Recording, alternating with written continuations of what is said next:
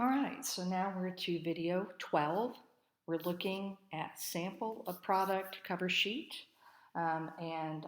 This is a series of videos that follows along with a workbook entitled Maintenance of Certification Step by Step.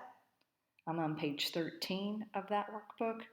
The title on that page says Component 1 Evidence Sample of Product Cover Sheet. So I'm going to show you how to find that cover sheet. Here I am on the main National Board webpage, nbpts.org. I'm going to go to certification, and I'm going to drop down to where it says maintenance of certification. I'm going to click on that. I'm going to go down to resources, scroll down a bit more, guide, instructions, and forms. Go down a little bit here. And then evidence, component 1, evidence cover sheet. I'm going to click on that. It goes to my drop down.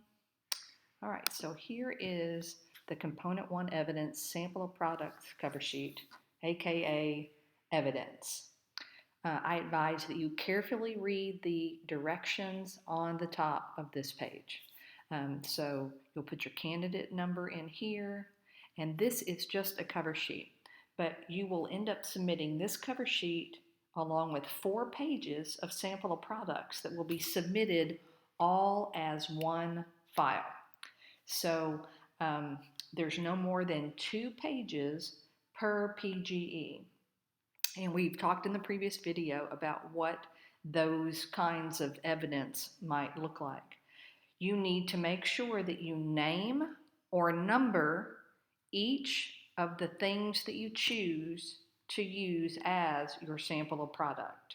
It makes it easier for you to refer to in your National Board written commentary that you're going to submit for component 1, and it's going to make it easier for the assessors to find what you're talking about. So you're going to name it or you're going to number it and make it very obvious.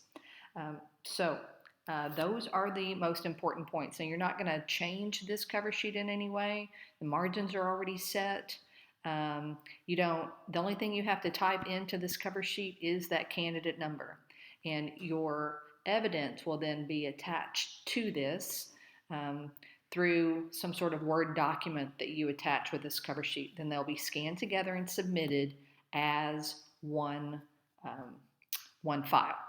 So look at this statement right here. If you've included a transcription at the end of this file, how many pages are included?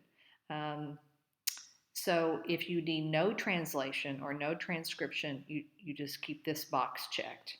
If there is, then you uncheck that box and you tell how many pages. Those pages do not count against your total number of pages that you can submit for your sample of product. All right. So I hope you find this helpful, and I will see you in the next video.